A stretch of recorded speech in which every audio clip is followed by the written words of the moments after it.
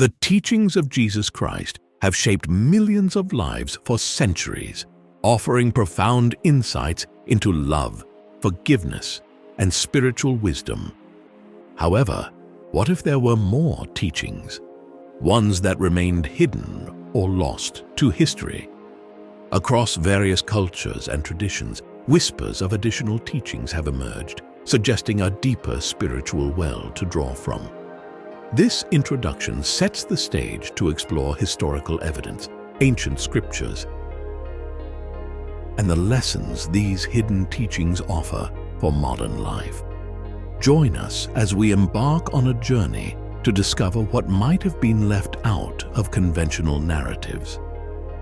If you're intrigued by this exploration and want to continue diving deeper with us, don't forget to subscribe to our channel. Let's unlock these lost teachings together and bring their wisdom into today's world. In the first chapter, we explore the concept of lost or hidden teachings, delving into the reasons why certain ancient texts were excluded from the traditional religious canon. During the formation of early Christianity, church leaders faced the challenge of defining the official doctrine. They sifted through various manuscripts and teachings that circulated within early Christian communities. This process led to the deliberate selection and exclusion of texts, many of which offered alternative perspectives on spirituality and divinity. The Gospel of Thomas and the Gospel of Mary Magdalene are prime examples of such non-canonical texts. These Gospels focus heavily on inner knowledge, self-discovery, and spiritual growth, contrasting with the emphasis on institutionalized beliefs and practices in the canonized scriptures. These texts often carry messages that encourage the individual to seek the divine within, prompting self-awareness and a deeper connection with spirituality beyond external religious structures. Early church authorities, concerned with maintaining orthodoxy and institutional unity, saw some of these teachings as controversial and potentially destabilizing. The emphasis on individual spiritual experience rather than adherence to established rituals and doctrines posed a threat to the emerging hierarchical structure of the church. As a result, teachings that promoted self-empowerment, spiritual autonomy, and alternative understandings of the divine were either suppressed or dismissed as heretical. This chapter delves into these dynamics, shedding light on how and why certain teachings were intentionally concealed to preserve the established narrative. As we move to the second chapter, we encounter the Gnostics and Essenes, two groups that played a pivotal role in preserving and propagating hidden wisdom. The Gnostics, often viewed as mystics and seekers of inner truth, held a belief that the material world was a flawed creation and that true enlightenment came from transcending its illusions.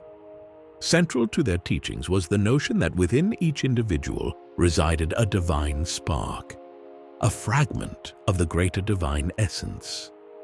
Through self-knowledge and spiritual awakening, individuals could realize this inner divinity and reunite with the source of all being. The Essenes, on the other hand, were a Jewish sect that emphasized purity, communal living, and spiritual discipline. They believed in a life dedicated to contemplation, self-examination, and inner cleansing to achieve a state of harmony with the divine. Unlike mainstream Jewish teachings, which focused on external observance, the Essenes placed significant importance on personal spiritual growth and enlightenment. Both groups shared an interest in mystical experiences, self-realization, and achieving a deeper understanding of the cosmos and one's place within it. Their teachings presented an alternative to conventional religious practices, encouraging a personal journey of discovering one's spiritual essence. In the third chapter, we examine the symbolic depth of Jesus's parables, which may carry hidden messages that extend beyond their literal meanings. Parables like the parable of the mustard seed often interpreted in simple, moralistic terms, can be seen as metaphors for profound spiritual growth and awakening. The mustard seed, in this interpretation, symbolizes the latent potential for enlightenment within each person. Although small and seemingly insignificant, the seed contains within it the capacity to grow into something mighty and transformative. This symbolism parallels the idea of recognizing and nurturing the divine essence within oneself until it blossoms into a full realization of spiritual truth. By exploring these parables from a mystical and metaphorical perspective, we gain insight into how these teachings may have been designed to inspire deep reflection and self-exploration. They encourage the seeker to move beyond surface-level interpretations and to search for the hidden spiritual lessons embedded within these stories. This approach reveals a more transformative dimension to Jesus' teachings, urging individuals to seek spiritual awakening and inner divinity. The fourth chapter delves into the concept of discovering the kingdom of God within oneself, a notion emphasized in many non-canonical texts. Traditional Christian teachings often depict the kingdom of God as an external reality or a future event. However, certain apocryphal texts suggest that the kingdom resides within each person and that the journey to discovering it is an inward one.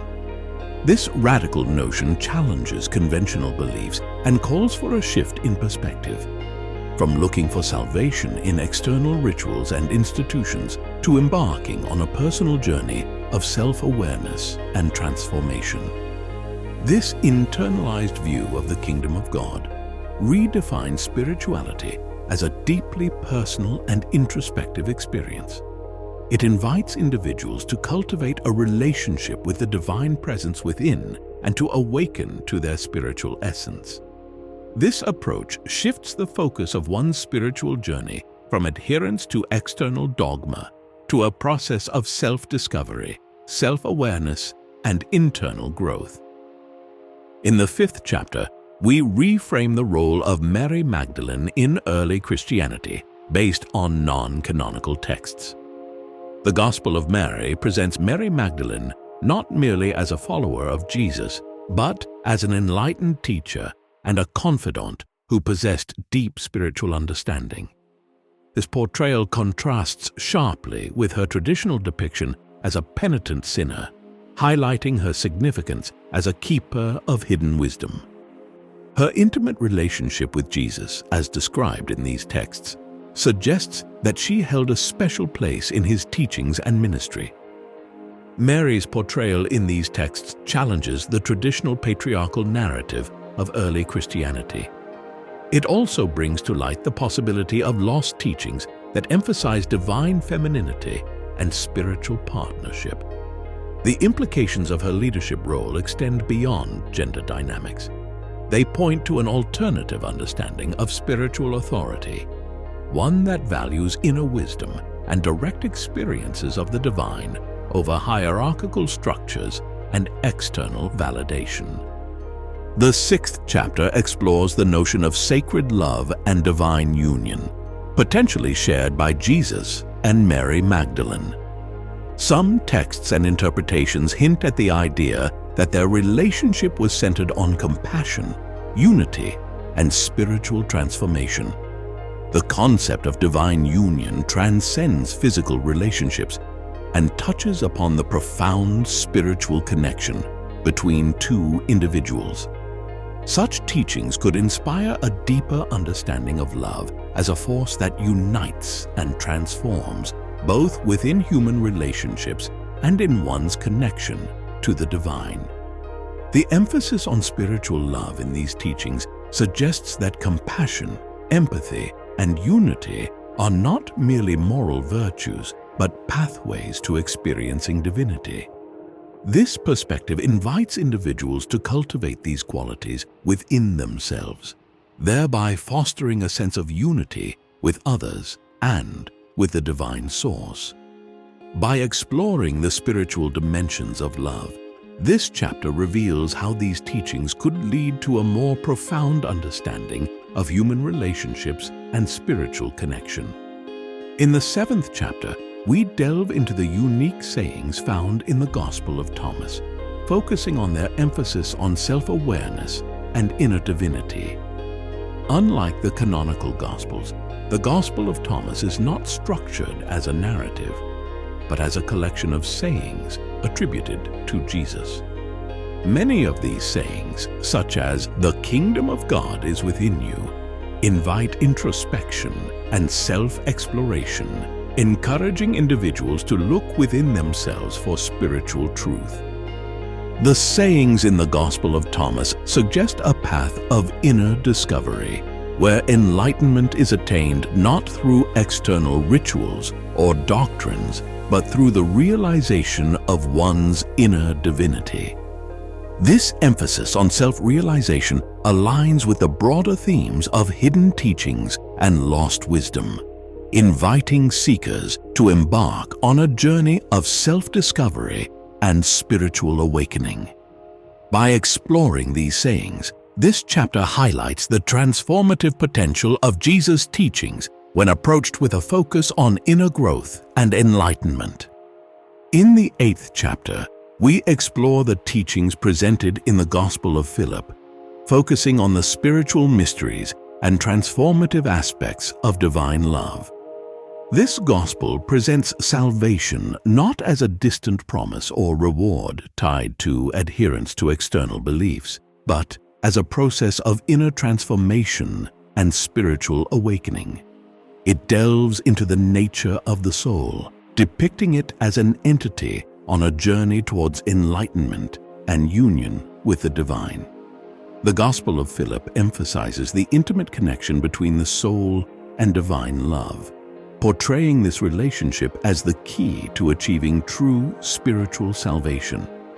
Central to these teachings is the idea that divine love transcends the boundaries of earthly existence, inviting the soul to ascend beyond its material constraints.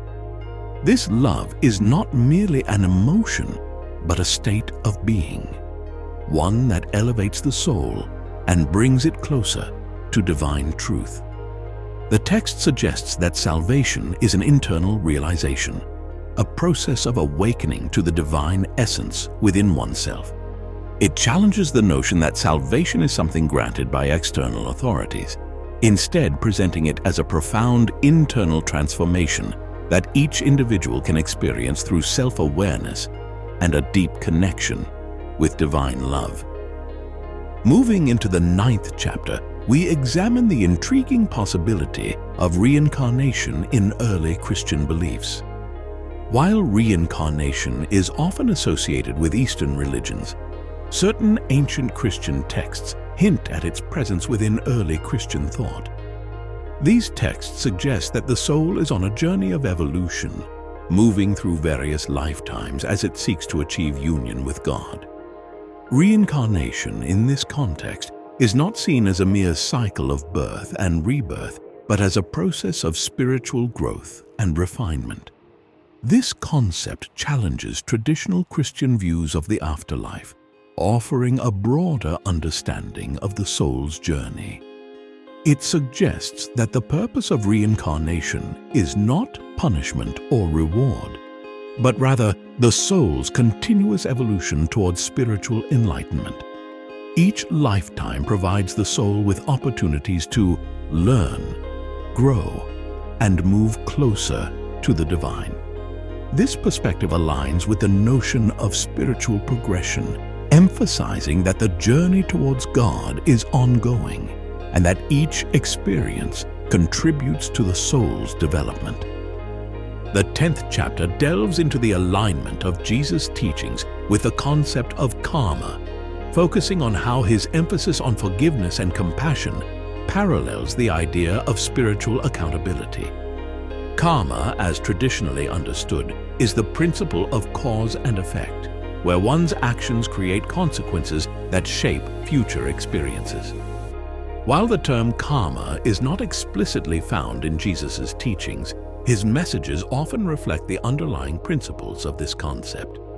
Jesus' emphasis on loving one's neighbor, showing compassion, and forgiving others suggests an understanding of the interconnectedness of actions and their spiritual repercussions.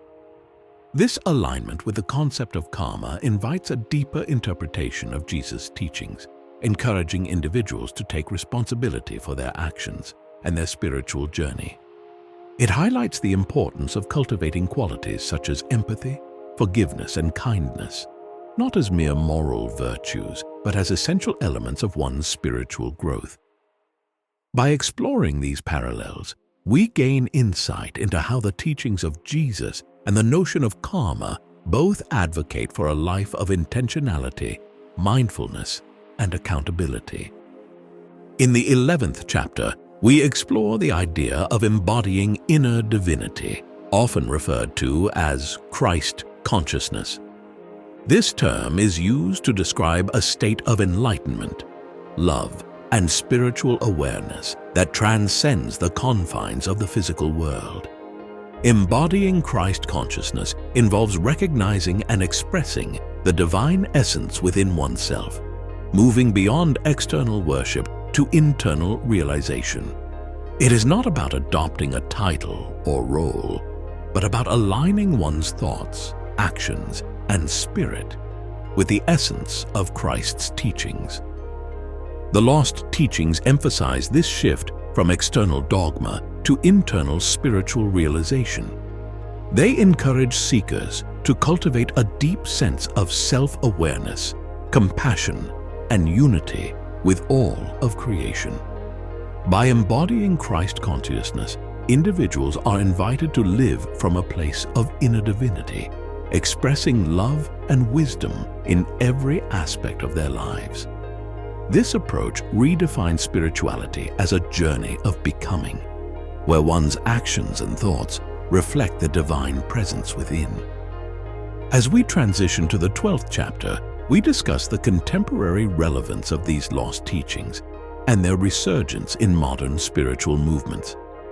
In recent decades, there has been a growing interest in alternative spiritual paths and ancient wisdom, with many seekers drawn to teachings that emphasize inner transformation, self-awareness, and the discovery of the divine within. These ancient messages resonate with the modern longing for a more personal and experiential spirituality, one that transcends institutional boundaries and invites individuals to embark on their own journey of self-discovery. Integrating these teachings into daily life can cultivate a sense of divine purpose, compassion, and inner peace. By embracing the principles of self-awareness, inner divinity, and spiritual growth, individuals are encouraged to look within themselves for guidance and inspiration. This approach fosters a deeper connection with oneself, others, and the divine, promoting a more holistic and fulfilling spiritual journey. The resurgence of these teachings in contemporary spirituality reflects a collective desire to reconnect with ancient wisdom and rediscover a sense of spiritual authenticity. In the 13th chapter, we reflect on the journey of uncovering the lost teachings of Jesus Christ as a call to expand one's spiritual horizons. This exploration invites readers to move beyond conventional teachings and engage in a deeper quest for spiritual truth. By examining alternative perspectives and ancient texts, individuals are encouraged to question traditional narratives and seek a more personal and authentic understanding of spirituality. The journey is not merely an intellectual exercise, but a transformative process that can lead to a richer, more meaningful spiritual experience. By embracing these hidden insights, readers are invited to broaden their spiritual perspectives and embark on a path of self-discovery and inner growth. The significance of this journey lies not in arriving at definitive answers, but in the willingness to explore, question, and seek wisdom beyond established boundaries. In the final chapter, we issue a call to action, inspiring readers to actively pursue their own spiritual journey by exploring and embracing these lost teachings. This call to action is an invitation to open one's heart and mind to discovering the divine within, and to allow these teachings to light the path to inner awakening. It encourages readers to share this message with others, fostering a sense of community and collective spiritual growth. By embracing this journey, individuals are urged to cultivate a spirit of curiosity, openness, and compassion, both towards themselves and others. This approach to spirituality is not about adopting a specific belief system, but about engaging in a personal quest for truth, meaning, and inner transformation. It is a journey that invites each individual to become a light bearer, illuminating their own path and inspiring others to do the same. If you're ready to take this journey with us, don't forget to subscribe to our channel, where we continue to explore and share insights that light the way forward.